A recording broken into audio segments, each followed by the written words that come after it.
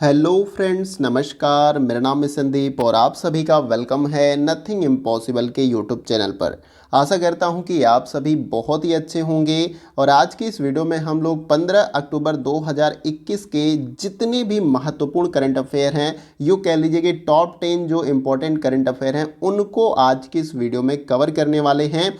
और ये जो करंट अफेयर की वीडियो हैं किन किन एग्जामों के लिए हेल्पफुल हैं, तो ऑल एग्जाम के लिए जो है ये काफ़ी हेल्पफुल है। चाहे आप एसएससी की तैयारी कर रहे हैं या वनडे एग्जाम की तैयारी कर रहे हैं या फिर आप यूजीसी नेट की तैयारी कर रहे हैं, सभी एग्जामों में करंट अफेयर का टॉपिक पूछा जाता है। यानी कि करंट अफेयर एक ऐसा टॉपिक हो चुका है इस समय कि लगभग सभी एग्जामों में यहाँ से क्वेश्चन आपको देखने को मिलते हैं। तो इसके लिए आपको क्या करना होगा कि डेली बेसिस पे करंट अफेयर को तैयार करना होगा। इस तरीके से आप पे किसी भी प्रकार का बर्डन नहीं आएगा और डेली बेसिस पे आपके कुछ ना कुछ इंपॉर्टेंट करंट अफेयर तैयार होते रहेंगे और वो अगर एग्जाम में पूछे जाएंगे तो आप आसानी के साथ उसका आंसर कर पाएंगे। तो चलिए फ्रेंड, वीडियो को स्टार्ट करते हैं और सबसे पहले करंट अफेयर को देखते हैं। सबसे पहला जो क्वेश्चन हमारा यहाँ पर है उसको देखते हैं। अगर किसी भी क्वेश्चन का अगर आपको आंसर पता होगा तो आप उसका जवाब दे सकते हैं। देखिए, क्वेश्चन नंबर 1 में पूछा जा रहा है कि एशियन डेवलपमेंट बैंक ने जलवायु वित्त महत्वाकांक्षा को बढ़ाकर कितने बिलियन डॉलर कर दिया है। अगर आपको आंसर पता है तो इन चारों में से आप बता सकते हैं। देखिए, इस क्वेश्चन का वैसे राइट आंसर हमारा हो जाएगा 100 billion dollar. Asian development bank ने जलवायु वित्त महत्वाकांक्षा को बढ़ाकर जो है 100 बिलियन डॉलर कर दिया है। अब इसके बारे में थोड़ा सा डिटेल में समझ लेते हैं। यानी कि जितने भी मैं करंट अफेयर आप सभी को कराऊंगा पूरा डिटेल में कराऊंगा। ऐसा नहीं कि आपको एमसीक्यू की तरह कंप्लीट करा दूं, क्वेश्चन के डिटेल्स आपको मिलेंगे। तो आइए इसके डिटेल्स को भी थोड़ा जान लेते हैं। देखिए, यहाँ पर मैंने जितने भी डिटेल्स हैं उनको पॉइंट टू पॉइंट लिख रखा है और मैंने पहले बताया कि एडीबी, जिसका फुल फॉर्म है यहाँ पर एशियन डेवलपमेंट बैंक, ने 13 अक्टूबर 2021 को अपने विकासशील सदस्य देशों को 2019 और 30 तक जलवायु वित्त पोषण को 100 बिलियन अमेरिकी डॉलर तक पहुँचने की अपनी महत्वाकांक्षा को बढ़ाने का निर्णय लिया है। यानी कि यहाँ पर आप देख सकते हैं कि विकासशील सदस्य देशों को जो है 2019 और 30 तक जलवायु वित्त पोषण को 100 बिलियन अमेरिकी डॉलर तक पहुंचाने की अपनी महत्वाकांक्षा को बढ़ाने का इन्होंने निर्णय लिया है। और नेक्स्ट पॉइंट में मैंने बताया कि 2018 में एडीबी यानी कि एशियन डेवलपमेंट बैंक ने 2030 तक 80 बिलियन अमेरिकी डॉलर के जलवायु वित्त साधनों को वितरित करने के लिए प्रतिबद्ध किया था। और उसके बाद से नेक्स्ट पॉइंट में मैंने बताया कि एशियन डेवलपमेंट बैंक का लक्ष्य जो है नई जलवायु केंद्रित प्रौद्योगिकियों तक पहुंच का विस्तार करना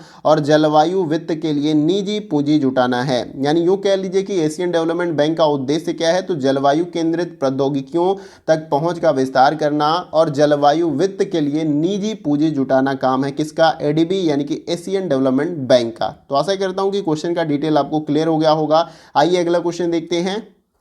अगला क्वेश्चन हमारा है क्वेश्चन नंबर 2। देखिए, इसमें पूछा जा रहा है कि स्वच्छ भारत मिशन कब तक जारी रहेगा। अब ये स्वच्छ भारत मिशन ये नहीं कि पूरे देश की स्वच्छता की बात हो रही है, शहरी यानी कि शहरी स्वच्छ भारत मिशन कब तक जो है जारी रहेगा। इन चारों में से अगर आपको आंसर पता है तो आप बता सकते हैं। तो देखिए, यहाँ पर जो है ऑप्शन सी आपका राइट आंसर हो जाएगा। स्वच्छ भारत मिशन जो है 2025 से लेकर 26 तक क्या होगा, जारी रहेगा। कौन सा, शहरी स्वच्छ भारत मिशन, इसे आपको याद कर लेना है। अब इस क्वेश्चन से जुड़े जो भी महत्वपूर्ण डिटेल्स हैं उसको भी जान लेते हैं।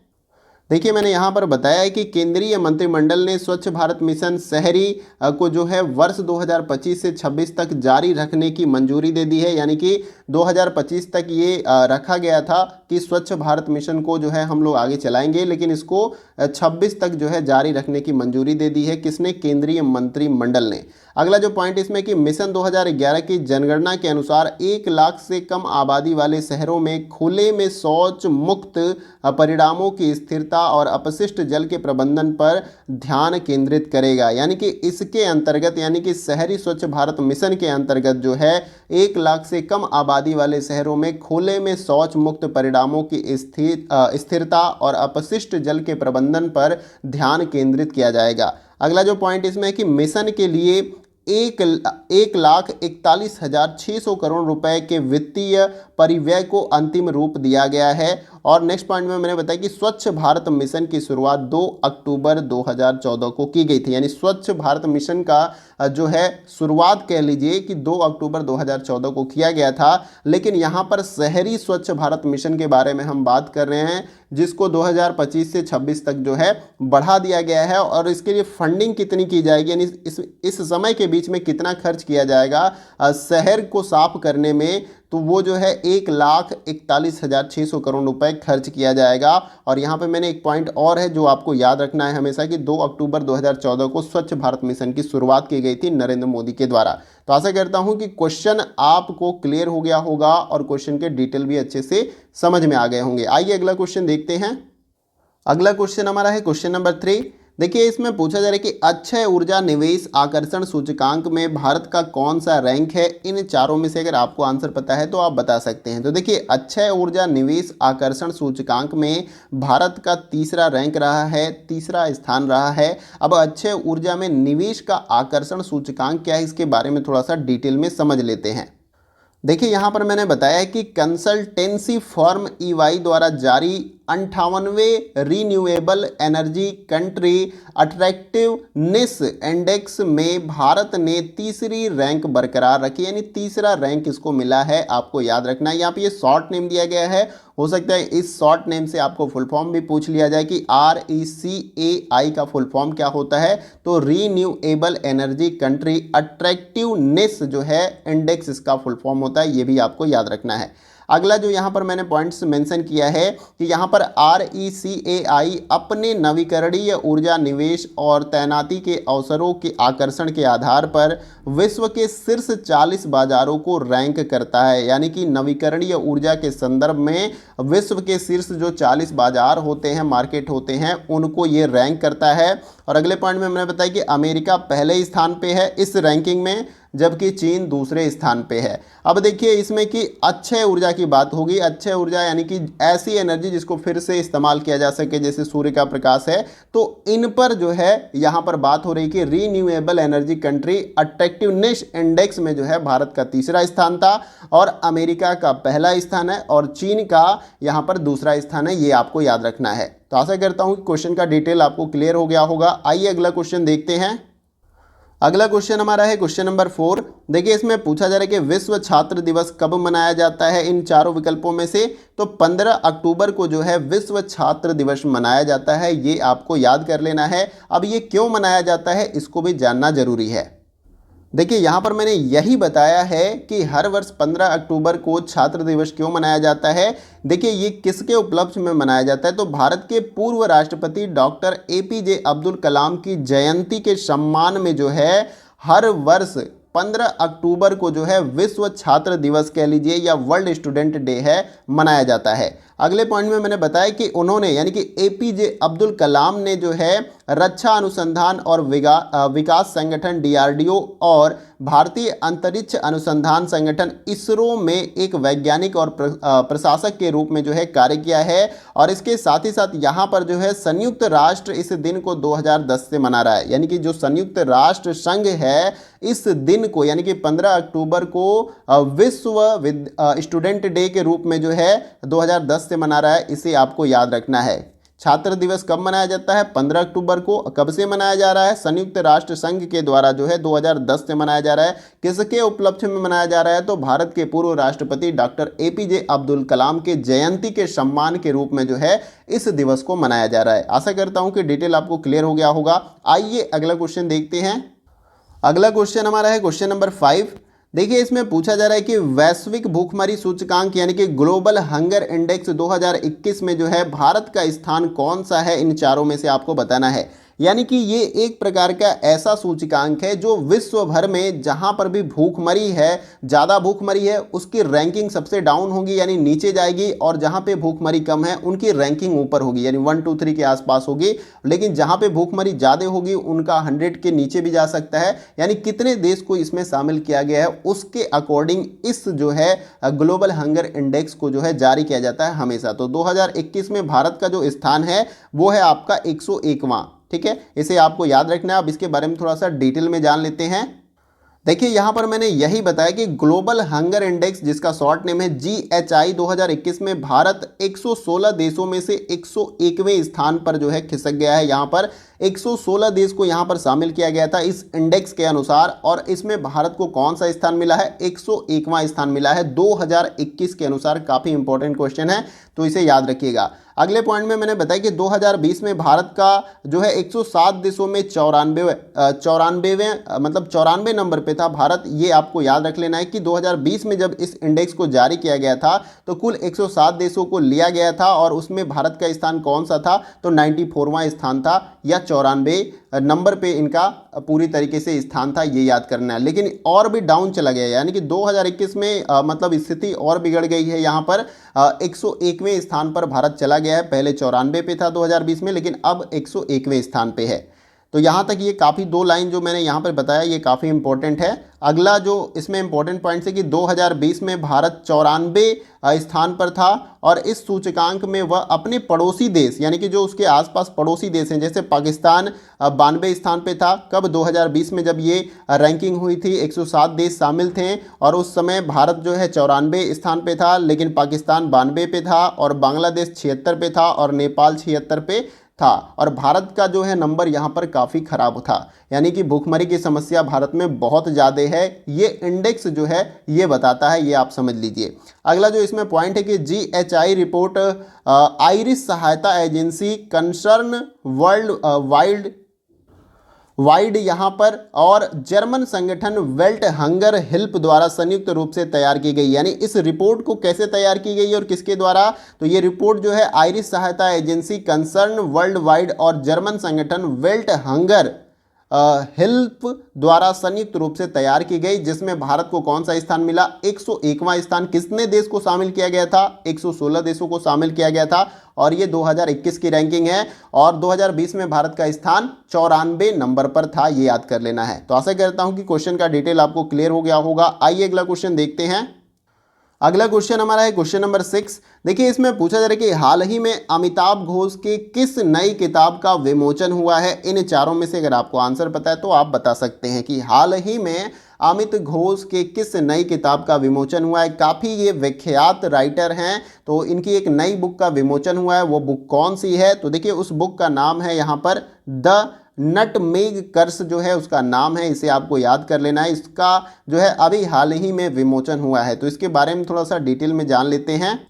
देखिए यहाँ पर मैंने यही बताने का आपको प्रयास किया है। जो स्टार मैंने यहाँ पे लगाकर इसलिए रखा है कि क्योंकि यहाँ से भी क्वेश्चन बनाए जा सकते हैं। तो देखिए प्रसिद्ध लेखक अमिताभ घोष की नई किताब द नटमेग कर्स, जो कि parables for a planet in crisis जो है, इसका विमोचन जो है गुरुवार को हुआ, और इसकी जानकारी पेंगुइन रैंडम हाउस इंडिया ने दी थी। किसने दी थी? पेंगुइन रैंडम हाउस इंडिया ने दी थी। और नेक्स्ट पॉइंट में मैंने बताया कि यह पुस्तक जलवायु परिवर्तन, प्रवासी संकट से लेकर दुनिया भर के मूल निवासी समुदायों की जीवात्मावादी आध्यात्मिकता तक हर चीज़ पर चर्चा करती है। यानी कि पूरी तरीके से आप कह लीजिए कि इस पुस्तक में किस चीज़ का पूरा कंप्लीट जो है यहाँ पर बात बताई गई है। तो यहाँ पर मूल रूप से जो है जलवायु परिवर्तन, प्रवासी संकट से लेकर दुनिया भर में मूल निवासी समुदायों की जीवात्मावादी आध्यात्मिकता तक हर चीज़ पर जो है चर्चा इस बुक में हुई है। किसकी बुक में? अमिताभ घोष की बुक में,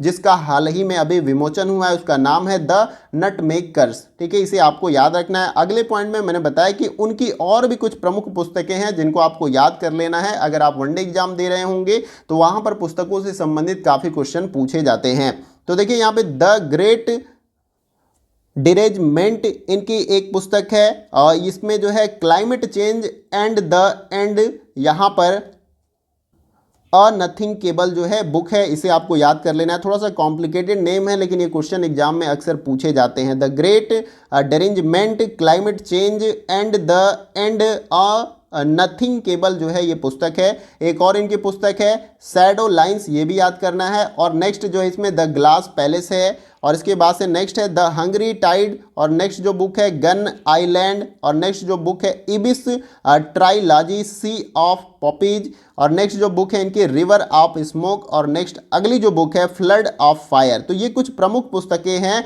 जो कि अमित घोष के द्वारा लिखी गई हैं, इसे भी आपको याद रखना है, लेकिन ट्रेंडिंग में यही पूछा जाएगा जो अभी विमोचन हुआ है। तो आशा करता हूं कि क्वेश्चन का डिटेल आपको क्लियर हुआ होगा। आइए अगला क्वेश्चन देखते हैं। अगला क्वेश्चन हमारा है क्वेश्चन नंबर 7। देखिए इसमें पूछा जा रहा है कि किस मंत्रालय ने भारतीय चिड़ियाघरों के लिए विजन प्लान 2021 और 31 जारी किया है। इन चारों में से अगर आंसर पता है तो आप बता सकते हैं। देखिए अगर किसी भी क्वेश्चन का आपको आंसर पता है तो उसका जवाब देंगे तो इस तरीके से आपकी प्रैक्टिस भी अच्छी खासी हो जाएगी। अदरवाइज मैं क्वेश्चन का आंसर भी बता रहा हूँ और क्वेश्चन से जुड़े जो इंपॉर्टेंट डिटेल्स हैं उनको भी कवर करा रहा हूँ। तो देखिए इस क्वेश्चन का जो हमारा राइट आंसर हो जाएगा वो है आपका ऑप्शन नंबर डी, पर्यावरण वन और जलवायु परिवर्तन मंत्रालय के द्वारा जो है विजन प्लान 2021 और 31 जारी किया गया है भारतीय चिड़ियाघरों के लिए। ये आपको याद रखना है। अब इसके बारे में डिटेल में समझ लेते हैं। देखिए यहाँ पर मैंने यही बताया कि पर्यावरण वन और जलवायु परिवर्तन मंत्रालय ने हाल ही में गुजरात में चिड़ियाघर के निर्देशकों और पशु चिकित्सकों के लिए एक सम्मेलन के दौरान विजन प्लान 2021 और 31 जारी किया। और देखिए इस प्लान का उद्देश्य क्या है? इस प्लान का उद्देश्य है भारतीय चिड़ियाघरों को वैश्विक मानकों पर अपग्रेड करना। जो वैश्विक चिड़ियाघर हैं, यानी कि जो कह लीजिए ऑस्ट्रेलिया में जो चिड़ियाघर हैं, जो अमेरिका में चिड़ियाघर हैं, वहाँ पे किस प्रकार की सुविधाएं हैं, किस प्रकार की फैसिलिटी है, वो जो है अपग्रेड करना है भारत के चिड़ियाघरों में। इसका मूल उद्देश्य ये आपको याद रखना है। तो आशा करता हूं कि क्वेश्चन का डिटेल्स आपको क्लियर हो गया होगा। आइए अगला क्वेश्चन देखते हैं। अगला क्वेश्चन हमारा है क्वेश्चन नंबर 8। इसको भी देखते हैं। देखिए इसमें पूछा जा रहा है कि वर्ल्ड स्टील एसोसिएशन ने हाल ही में किसे चेयरमैन चुना है अपना। इन चारों विकल्पों में से अगर आपको आंसर पता है तो आप बता सकते हैं। देखिए क्वेश्चन का जो हमारा राइट आंसर हो जाएगा वो है आपका ऑप्शन नंबर बी, सज्जन जिंदल को जो है उन्होंने चेयरमैन के रूप में चुना है। इसे आपको याद कर लेना है कि वर्ल्ड स्टील एसोसिएशन ने हाल ही में किसको अपना चेयरमैन चुना है, तो सज्जन जिंदल को चेयरमैन के रूप में चुना गया है। ये आपको याद रखना है। अब इस क्वेश्चन से जुड़े जो भी इंपॉर्टेंट डिटेल्स हैं उनको भी जान लेते हैं। देखिए यहां पर मैंने यही बताया कि सज्जन जिंदल वर्ल्ड स्टील एसोसिएशन ने हाल ही में JSW स्टील के CMD सज्जन जिंदल को अध्यक्ष के रूप में चुना है। अब देखिए यहाँ पे JSW जो एक प्रकार की भारत में बहुत ही बड़ी कंपनी है जो कि सेट्स बनाती है, स्टील से संबंधित कई सारे प्रोडक्ट बनाती है। तो उसके CMD सज्जन जिंदल को अध्यक्ष के रूप में चुना गया है। किसके? सज्जन जिंदल वर्ल्ड स्टील एसोसिएशन का जो है चेयरमैन किसे चुना गया? तो सज्जन जिंदल को चुना गया जो कि JSW के CMD हैं। अगला जो इंपॉर्टेंट पॉइंट्स यहाँ पर है कि वे एसोसिएशन के पहले भारतीय चेयरमैन चुने गए, यानी कि पहले भारतीय हैं। भारतीय अभी तक इससे पहले कोई भी भारतीय चेयरमैन नहीं था इस एसोसिएशन का, लेकिन ये पहले भारतीय चुने गए हैं। ये आपको याद रखना है। अगला जो पॉइंट है कि उन्हें वर्ष 2021-22 की अवधि के लिए संगठन का चेयरमैन चुना गया है, यानी कि इनका जो समय काल है, इनका जो अवधि है चेयरमैन का कार्य करने का, वो 2021 से 22 है। इसके बाद से किसी और व्यक्ति को जो है इस पद पे फिर से बिठाया जाएगा। कह लीजिए कि इस पद के लिए किसी और व्यक्ति का चुनाव किया जाएगा, यानी कि 2021 और 22 के लिए जो है इनकी ये अवधि है चेयरमैन के रूप में कार्य करने की। ये आपको याद कर लेना है। तो आशा करता हूं कि क्वेश्चन का डिटेल आपको समझ में आ गया होगा। आइए अगला क्वेश्चन देखते हैं।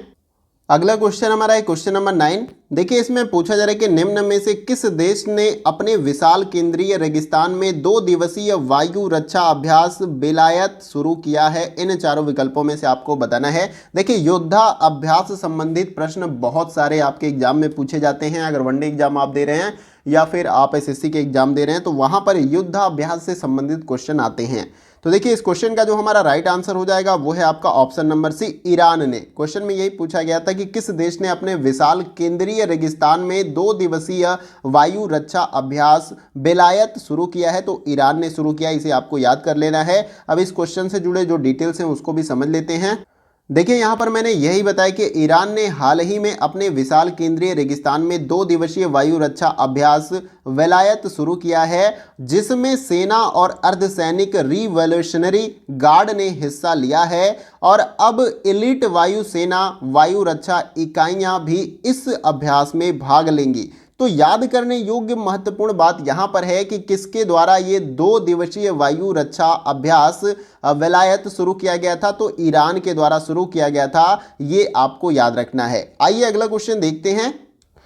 अगला क्वेश्चन हमारा है क्वेश्चन नंबर 10। देखिए इसमें पूछा जा रहा है कि अक्टूबर को विश्व भर में, यानी कि यहां पर 15 अक्टूबर, मैंने टाइप नहीं किया, ये 15 अक्टूबर आप नोट कर लीजिएगा, 15 अक्टूबर को विश्व भर में इनमें से कौन सा दिवस मनाया जाता है? इन चारों विकल्पों में से अगर आपको आंसर पता है तो बताइए कि 15 अक्टूबर को विश्व भर में इनमें से कौन सा दिवस मनाया जाता है। यहां पर मैंने 15 अक्टूबर नहीं लिखा तो मैं लिख देता हूं ये, ताकि आपको समझ में आ जाए। तो देखिए इस क्वेश्चन का जो हमारा राइट आंसर हो जाएगा वो है आपका ऑप्शन नंबर ए, अंतर्राष्ट्रीय ग्रामीण महिला दिवस जो है 15 अक्टूबर को विश्व भर में मनाया जाता है, ये आपको याद रखना है।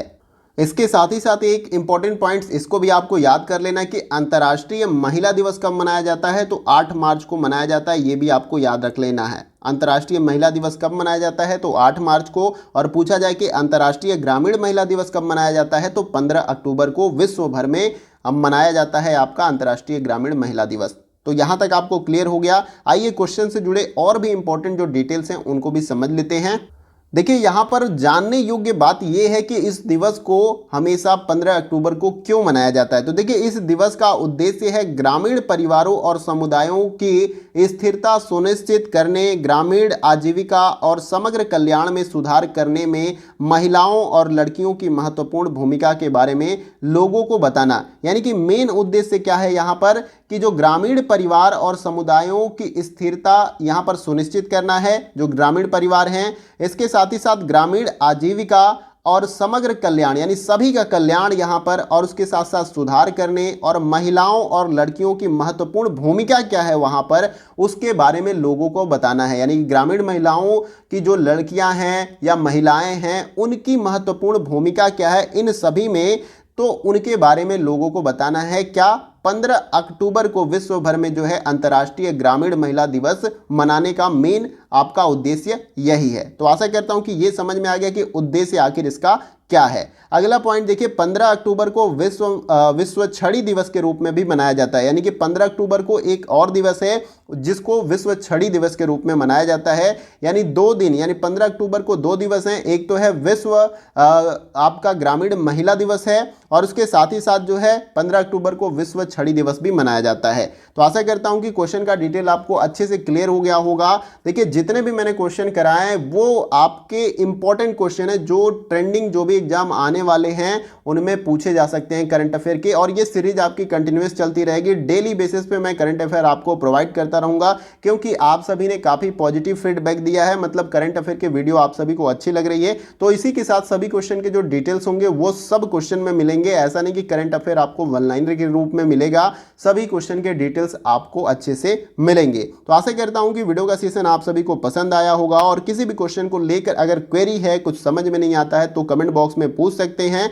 और वीडियो अच्छा लगे तो हमारा उत्साह वर्धन करने के लिए वीडियो को लाइक कर सकते हैं और वीडियो को शेयर कर सकते हैं दूसरे दोस्तों को, ताकि उनको भी इस वीडियो से हेल्प मिल सके। और अगर आप चैनल पर नए हैं तो चैनल के साथ जुड़कर इस परिवार को बड़ा करने में हमारी मदद कर सकते हैं। यानी हम चाहते हैं कि इस प्लेटफॉर्म के माध्यम से हर उस व्यक्ति तक पहुंचा जाए जिनको एजुकेशन से जुड़ी कोई भी हेल्प चाहिए, उनकी प्रिपरेशन अच्छे से नहीं हो पा रही है, ज़्यादा पैसे ना होने के अभाव में वो कोचिंग नहीं ले पा रहे हैं, तो उस हर व्यक्ति तक पहुंचना इस प्लेटफॉर्म का उद्देश्य है। तो आप इस परिवार को बड़ा करने में अपना सहयोग दे सकते हैं। तो आशा करता हूं कि वीडियो का सेशन आप सभी को पसंद आया होगा, और आज की वीडियो में बस इतना ही। फिर मिलते हैं अगले वीडियो में कुछ और इंपॉर्टेंट करंट अफेयर के साथ। तब तक के लिए जय हिंद, जय भारत।